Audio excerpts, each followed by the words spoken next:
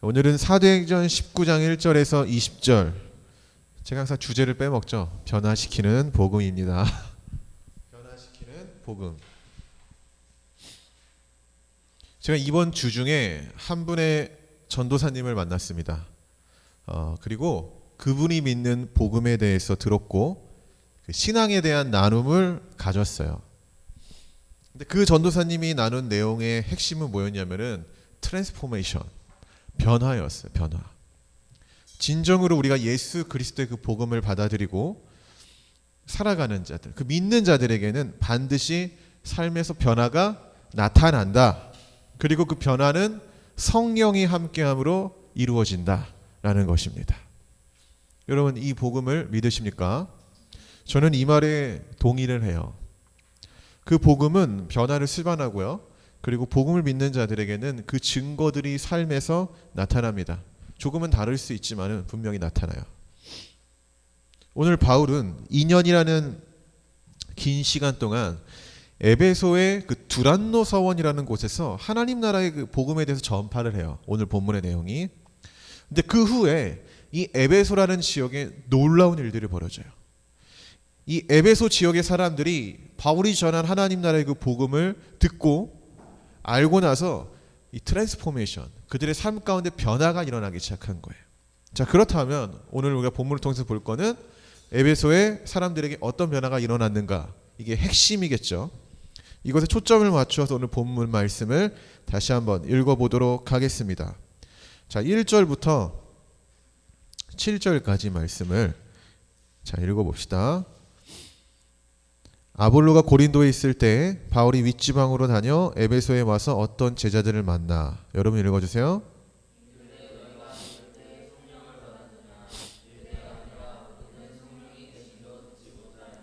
바울이 이르되 그러면 너희가 무슨 세례를 받았느냐. 대답하되 요한의 세례니라.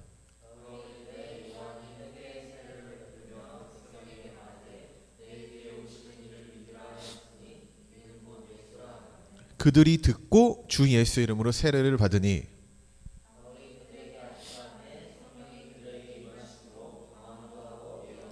모두 12사람쯤 되니라. 아멘. 자, 바울은 에베소에서 몇 명의 사람을 만납니다. 몇 명의 사람이죠? 네.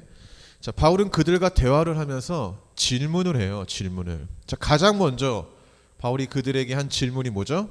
너희가 믿을 때 무엇을 받았느냐? 성령을 받았느냐라는 질문을 합니다. 자, 이에 사람들이 뭐라고 대답하죠? 우리는 성령에 대해서 듣지도 못했다.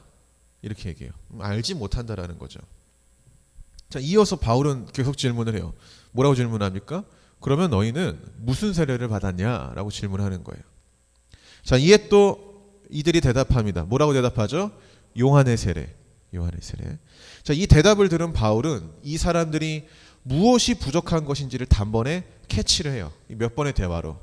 그리고 이들의 부족함을 채워줄 수 있는 가장 필요한 답변을 해주거든요. 뭐라고 하냐면은 그 요한이 회개의 세례를 베푼 것의 그 핵심이 뭔지를 딱 얘기해 주는 거예요.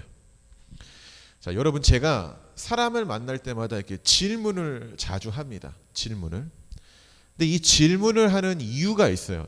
그건 뭐냐면은 그 사람을 더 잘 알고 싶기 때문에 질문하는 거죠. 소통하고 싶은 거죠. 그 중에 제가 항상 누구를 만나든 하는 몇 가지 질문들의 리스트가 있는데 그 중에 뭐냐면은 첫 번째가 꿈이에요. 꿈이 있습니까? 이 질문을 저는 꼭 합니다. 요즘 하나님이 주신 꿈이 있는지 없는지를 저는 꼭 질문을 해요. 두 번째는 내가 무엇을 믿고 있는지, 그 믿음에 대해서 당신이 무엇을 믿고 있습니까? 당신이 믿는 복음은 무엇입니까? 이걸 꼭 물어봐요. 근데 이 두 가지 질문을 제가 물어보면은요, 굉장히 기쁜 마음으로 답변을 하는 사람도 있어요. 하지만 이 질문들을 꺼려하는 사람들도 있어요. 기독교인인데도. 또한 이 질문을 들음으로 좀 고민을 하게 되는 사람도 있어요. 아, 내가 깊이 있게 고민 안 해봤는데 한번 생각해 봐야겠다. 제가 사람들을 만나고 이렇게 대화를 하면서 질문을 하는 이유가 뭐냐면은 그 사람을 더 잘 알고 싶은 것도 있지만은 혹여나 그 사람에게 부족한 부분이 있다면은 내가 채워줄 수 있는 영역 안에서 좀 돕고 싶은 마음이 있기 때문에 묻는 거예요. 저는 목사니까. 자, 오늘 바울이 에베소에서 만난 사람들에게 질문을 하죠. 그리고 그 질문을 통해서 그 사람들의 부족함이 낱낱이 드러나요. 낱낱이. 자, 그런데 바울이 이런 질문을 한 이유는 그들이 혹시나 이 질문에 정확한 답변을 하지 못하면 그것을 책망하기 위함이 아니에요. 자, 이게 굉장히 중요해요. 너가 그걸 몰라? 그러면 왜 몰라? 이러면서 그것을 책망하기 위해서 그 질문을 하는 게 아니에요. 만약 그들이 복음에 대해서 부족한 것이 있다면 그들의 부족함을 바울이 채워주려고 질문하는 거예요. 이게 굉장히 중요한 거예요. 그들은 예수 그리스도를 몰랐고 세례 요한의 가르침만 알았죠. 바울의 질문에. 하지만 이들은 세례 요한의 가르침대로 회개하고 물로 세례를 받았을 뿐이지 세례 요한이 물로 세례를 베풀면서 무엇을 말했는지에 대해서는 잘 몰랐던 것 같아요. 자, 오늘 그렇다면 우리가 볼 것. 여러분, 세례 요한이 회개의 세례를 주면서 가르쳤던 최종적인 메시지는 뭘까요? 그러니까 세례 요한이 우리가 성경을 물로 이렇게 세례로 줬잖아요. 회개하라고. 근데 이거의 최종적인 메시지, 왜 이 세례 요한은 이 일을 왜 했을까? 그 핵심적인 가르침을 한번 보려고 해요. 요한복음 1장 31절에서 34절입니다.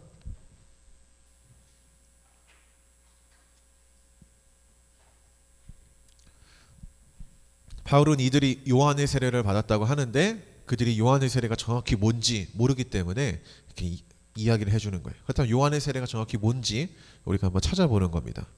요한복음 1장 31절에서 34절. 자, 우리 주성 청년이 한번 읽어주세요. 31절.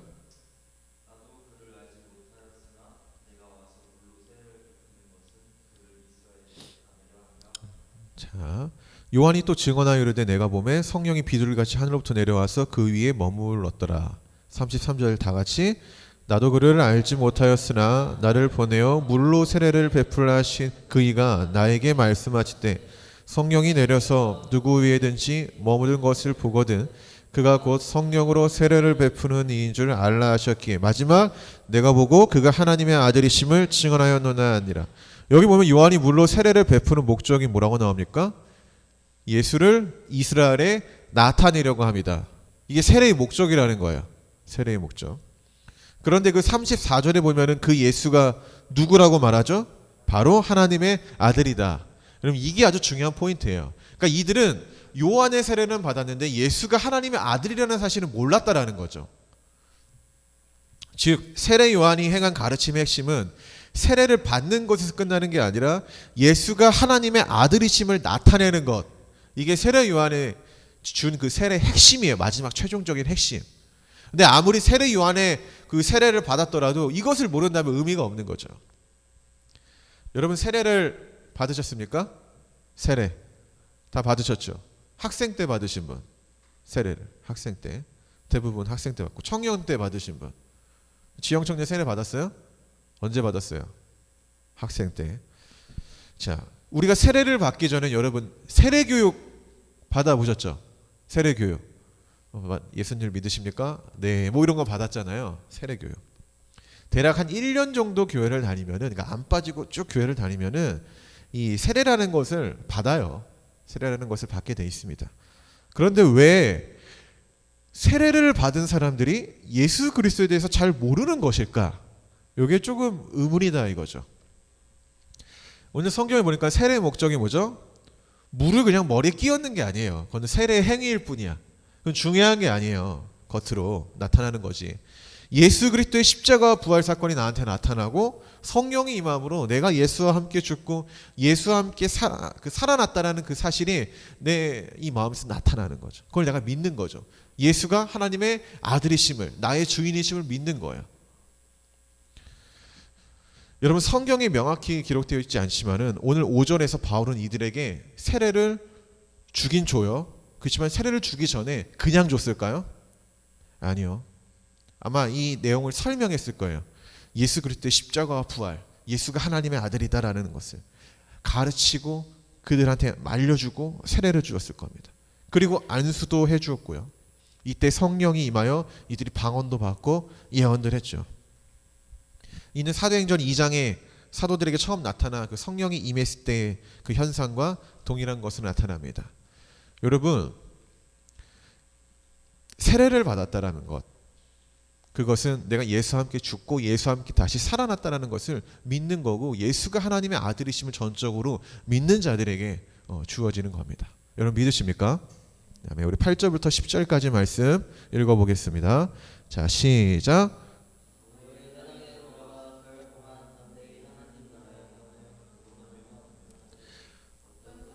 마음이 굳어 순종하지 않고 무리 앞에서 이 돌을 비방하거늘 바울이 그들을 떠나 제자들을 따로 세우고 두란노 서원에서 날마다 강론하니라. 2해 동안 이같이 하니 아시아에 사는 자는 유대인이나 헬라인이나 다 주의 말씀을 듣더라. 아멘. 자, 바울은 먼저 회당에 들어가 하나님의 나라에 대해서 강론했다. 여러분 지난주 설교에서 강론 얘기했죠. 디알레고마이. 그러니까 근거를 제시하고 철저하게 예수가 왜 하나님의 아들임을 증거했다라는 거예요. 몇 달 동안? 3달 동안. 3달 동안. 그런데 모두가 이 바울이 말한 하나님 나라의 복음을 받아들인 것은 아니다. 어떤 사람들은 마음을 열지 못하고 바울이 말하는 것을 끊임없이 비방을 했어요. 그러다가 결국 이 바울은 그 회당을 나오게 되죠. 여기서는 이제 할 수 없다 라고 판단을 내려서 회당에서 나오고 이 복음을 받아들인 사람을 데리고 어디로 갑니까? 두란노 서원이라는 곳에 갑니다. 거기서 어느 정도의 기간 동안 가르치죠? 2해. 여러분 성경을 보십시오. 성경을 2해 동안 가르쳐요. 다른 자료에 의하면은 바울이 두란노 서원에서 오전 11시부터 오후 4시까지 이 강론을 했다고 해요. 그러니까 그 시간에 맞는 사람들이 와서 이제 그 복음을 들었겠죠. 근데 더 대단한 건 뭐냐면은 바울의 이 복음 강의를 듣기 위해 온 사람들이라는 거예요. 여러분 신학자 중에 레이크와 그 캐드벨이라는 사람이 있는데 이들의 연구에 따르면요, 당시 에베소 사람들은 오후 1시에는 잠을 자는 시간이래요. 그러니까 일을 하다가 오후 1시에는 보통 잠을 자서 쉬거나 낮잠을 자는 시간이라고 해요. 또 다시 일을 하기 위해서. 그러니까 이 시간대를 꼭 쳐야 다시 또 일을 할 수 있는 그 에너지를 충분히 비축할 수 있는 시간이라는 거예요. 그런데 그렇게 그렇게 쉬어야 할 시간에 이들이 그 쉼을 포기하고 잠을 포기하고 이 바울이 전하는 복음을 들으러 두란노 서원에 왔다라는 거예요. 이게 또 굉장히 우리가 중요한 거죠. 우리 현대인들도 굉장히 바쁜 삶을 살아갑니다. 근데 때로는 이 너무 바쁘다는 핑계로 하나님의 것을 이렇게 멀리 한다라는 거죠.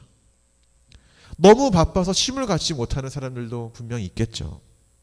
근데 그럼에도 불구하고 오늘 우리가 본문에서 도전을 받을 수 있는 것, 이 에베소 사람들은 자기들이 낮잠을 자고 쉬어야 할 그 시간을 포기하고 하나님의 말씀과 하나님에 대한 것을 알려고 하는 그런 열정이 있었다라는 거죠.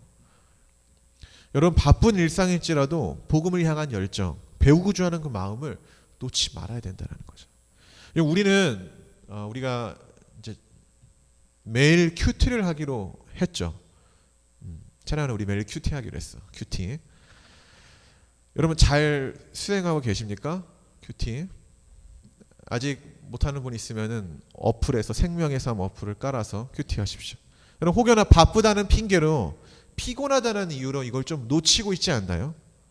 오늘 근데 에베소 성도들이 낮잠과 쉬는 시간을 포기하고 하나님 말씀 듣는 것에 열심을 다했던 것처럼 여러분 우리도요, 물론 바쁘죠. 여러분 힘들죠. 대신 30분 잘 거, 한 30분 쉴 거, 그거 하나님께 좀 드리고 그 시간에 우리가 하나님과 함께하는 시간을 좀 가졌으면 좋겠고요. 그런 말씀에 대한 열정이 우리 교회 안에도 일어나기를, 여러분 마음 가운데 일어나기를 소망해 봅니다. 할렐루야.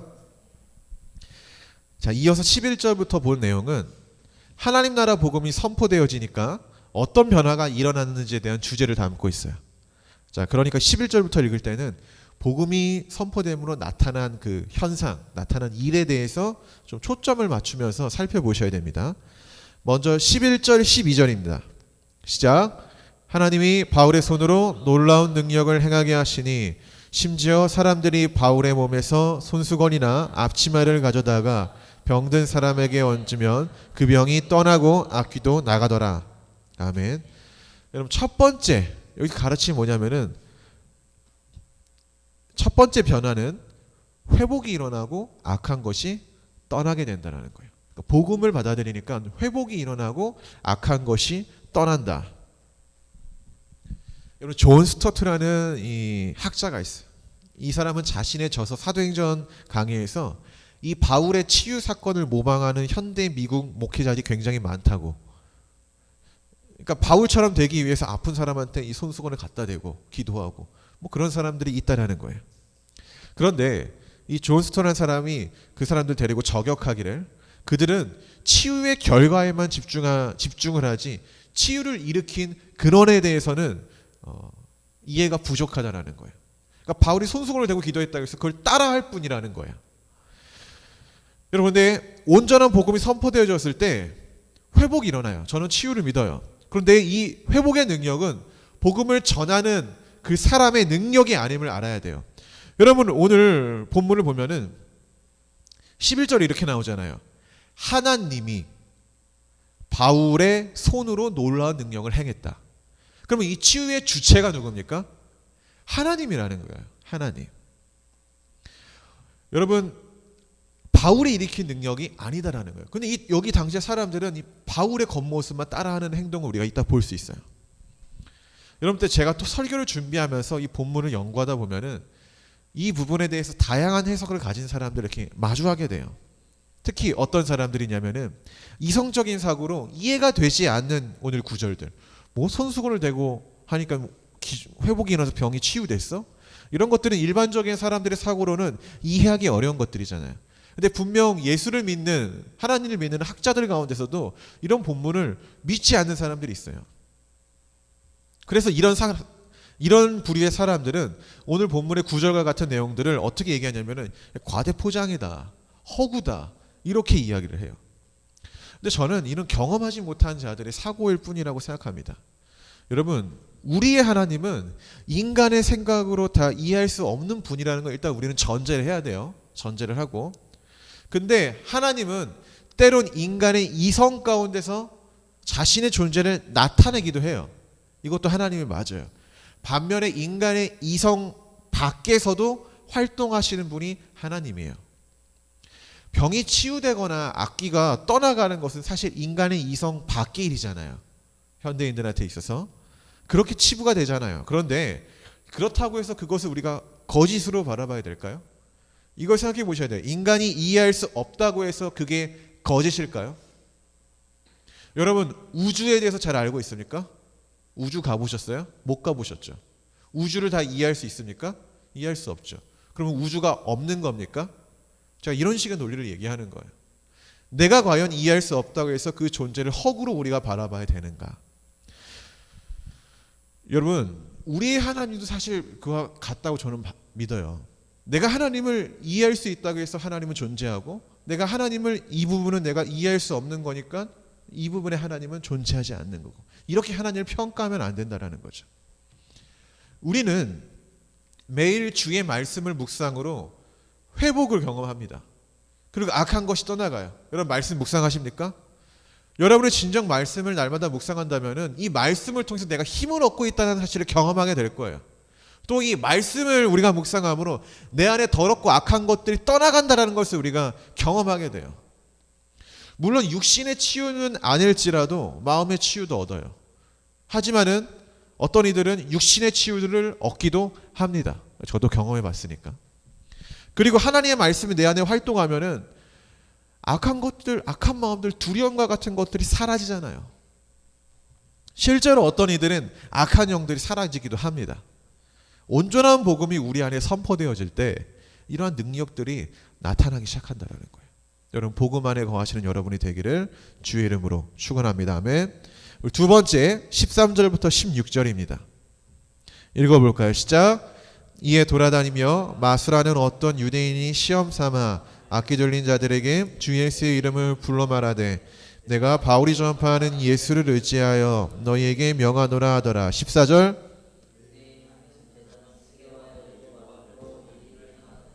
악기가 대답하여 이르되 내가 예수도 알고 바울도 알거니와 너희는 누구냐 하며 악기 들린 사람이 그들에게 뛰어올라 눌러 이기니 그들이 상하여 벗은 몸으로 그 집에서 도망하는지라.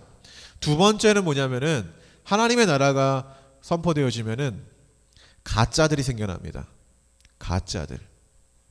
여러분 성경은 가짜에 대해서 많이 경고를 하잖아요. 거짓 선지자들 뭐 이런 사람들에서 경고를 해요. 흉내내는 자들, 진짜를 따라하는 코스프레하는 자들이 생긴다라는 거예요.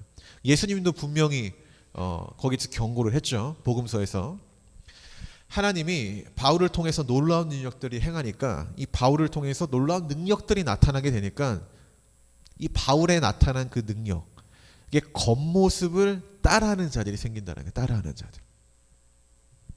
물론 그들에게는 능력은 없죠. 왜냐하면 바울이 행한 능력의 본질은 무엇이라고 했죠? 하나님. 이 하나님인데 그들은 하나님을, 예수 그리스도를 믿지 않으면서 바울이 행한 겉모습만 따라하는 거죠. 즉 그들은 바울을 따라했을 뿐 하나님 나라 복음을 믿지는 않았다라는 거예요. 여러분 그리스도인들 중에 말쟁이가 얼마나 많습니까? 말쟁이들. 말은 그냥 뭐 청산유수죠. 뭐 말은 벌써 자기가 하나님의 놀라운 선지자 이런 사람들이 많아요. 말은. 근데 자세히 보면 아무것도 안 해요. 여러분 저도 이전에 함께 했던 분들 중에 말쟁이들이 얼마나 많았는지 최근 들어서 더 체감합니다.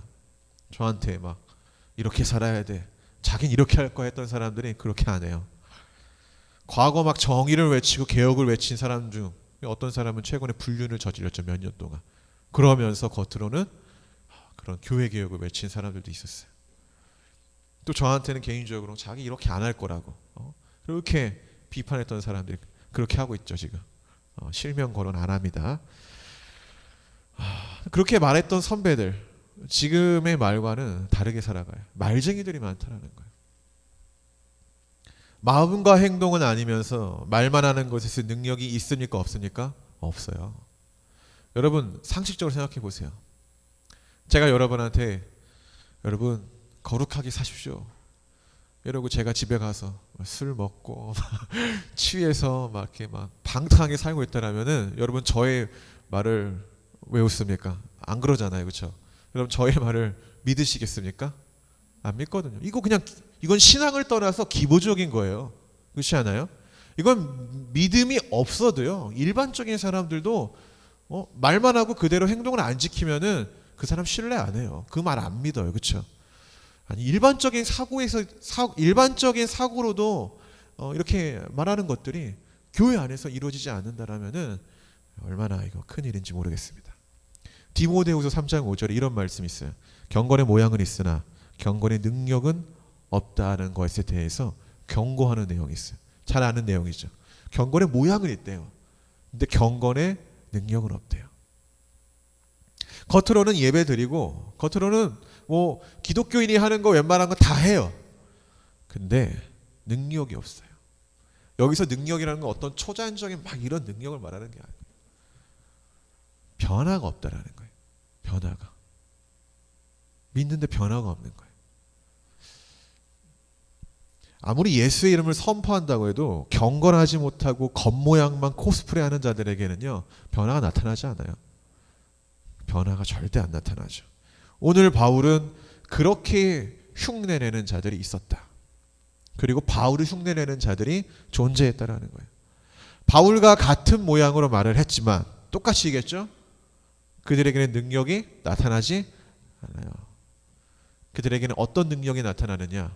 부끄러움이라는 능력이 나타나죠. 부끄러움을 당합니다. 자, 마지막으로 세 번째 17절부터 20절 말씀까지 읽어보겠습니다. 시작. 에베소에 사는 유대인과 헬라인들이 다 이 일을 알고 두려워하며 주 예수의 이름을 높이고 믿은 사람들이 많이 와서 자복하여 행한 일을 알리며 또 마술을 행하던 많은 사람이 그 책을 모아 가지고 와서 모든 사람 앞에서 불사르니 그 책 값을 계산한즉 은 5만이나 되었더라. 이와 같이 주의 말씀이 힘이 있어 흥황하여 세력을 얻느니라. 아멘.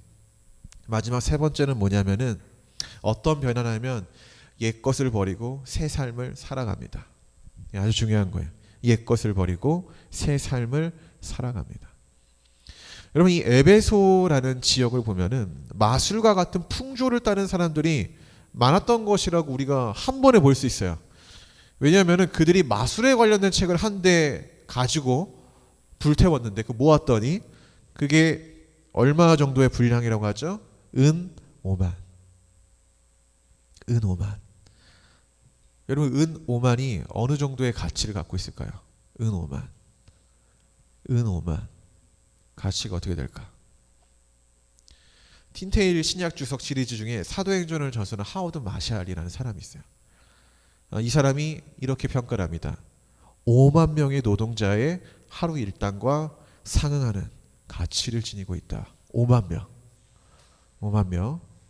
우리 주성이 청년이 인기가요에서 아르바이트를 하잖아요. 아르바이트 하는데 제가 계산을 해봤는데 135년을 쉬지 않고 일해야 벌 수 있는 돈이더라고요. 135년. 지금 주말만 하는데 주말이 아니라 365일 쉬지 않고 135년을 해야 못 벌어요. 정확히 못 벌어. 4만 얼마까지만 올라와요.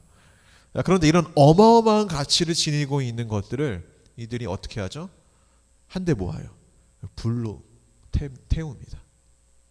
땔감으로 쓰죠. 여러분 왜냐하면 하나님 나라의 복음을 듣고 나니까 이게 가치가 없는 거예요. 무가치한 거죠. 이런 것들. 쓸데가 없는 거죠. 그것들은 옛것에 불과하고 나에게 더 이상 유익을 주지 못한다라는 것을 이들이 판단 내렸기 때문인 거예요. 이들이 이렇게나 많이 모았던 건 뭐예요? 이것이 나에게 유익을 주기 때문에 모은 거거든요. 그래서 인간이란 거예요. 나에게 뭔가 유익을 주면은 그것을 이렇게 소유하게 돼 있어요. 그게 인간의 기본적인 뭐라고 했죠? 마음이라고 해야 되나요? 근데 복음을 듣고 나니까 그들에게 유익을 줄 거라고 생각해서 모았던 것들이 거짓이라는 게 드러났다는 거죠. 이건 허구구나. 그러니까 그것을 버리는 거예요. 무가치하니까. 그것들은 옛것에 불과하고 새로운 피조물이 된 우리에게는 어떤 유익도 줄 수 없음을 그들이 깨달았기 때문이에요. 여러분, 옛것을 버리고 있습니까? 예수를 믿으면 옛것을 버리셨습니까? 생각해 보셔야 돼요. 예수를 믿는데 버린 게 하나도 없어. 고민해 보셔야 됩니다. 내가 과연 진짜 예수를 믿고 있는 건가? 예수를 믿는데 이것도 허용하고 저것도 허용하고 저것도 허용하고 사랑이라는 가치하에 하나님이 용서하실 거예요 이러면서 의미 없는 거예요. 복음을 믿는다는 것은 옛것을 버리고 옛것의 무가치함을 버리고 새것의 형상을 입어 살아가는 겁니다. 말씀의 결론을 맺겠습니다. 에베소 사람들이 옛것을 버리고 새 삶을 살겠다고 결단하게 된 근본적인 원인이 뭡니까? 바로 하나님이죠. 바울의 능력이 나타난 근본적인 원인이 뭡니까? 손수건 갖다 대는 겁니까? 아니죠. 하나님이죠. 예수 그리스도. 세례를 주는 목적이 뭡니까? 그냥 머리 물 끼얹는 게 목적입니까? 그럼 지나가는 사람들에게 다 물만 주고 나면 세례 많이 주겠네요. 그게 아니죠. 그 사람 가운데 예수 그리스도가 나타나게 하는 것. 그게 목적이죠. 그렇기 때문에 그 목적을 잘 붙잡고 있었기 때문에 복음을 받아들이니까 변화가 일어나는 거예요. 변화가. 겉으로만 따라한다고 해서 치유가 일어나는 게 아니에요. 그렇죠. 그냥 일반적으로 기독교인들이 행하는 그 겉모습을 코스프레 한다고 해서 능력이 나타나는 게 아니에요. 그 안에 뭐가 있어야 돼요? 복음을 대한 믿음. 믿음이 없으면 아무런 능력도 나타나지 않고 하나님이 기뻐하지 않는다라는 것을 우리는 히브리서를 통해 알 수 있죠. 여러분, 주의 말씀에 열정을 품고 살아가시길 바랍니다. 아무리 바쁜 삶을 살아도 하나님 말씀을 가까이 하는 성도에게 변화가 일어나는 거예요. 아무것도 안 하면 아무런 일도 일어나지 않아요. 피곤하고 바쁘더라도 주님께 기도하는 것, 매일의 말씀을 놓치지 않는 것, 그것이 중요합니다. 하나님께 성실한 자녀가 됩시다. 우리 무엇을 얻기 위한 행위가 아니라 하나님과 함께하는 그 기쁨 자체를 우리가 즐기는 그런 성도가 되기를 바랍시다. 매일의 큐티와 기도를 놓치지 않는 우리 복음 안의 세교의 성도가 되기를 주의 이름으로 축복합니다. 기도하겠습니다.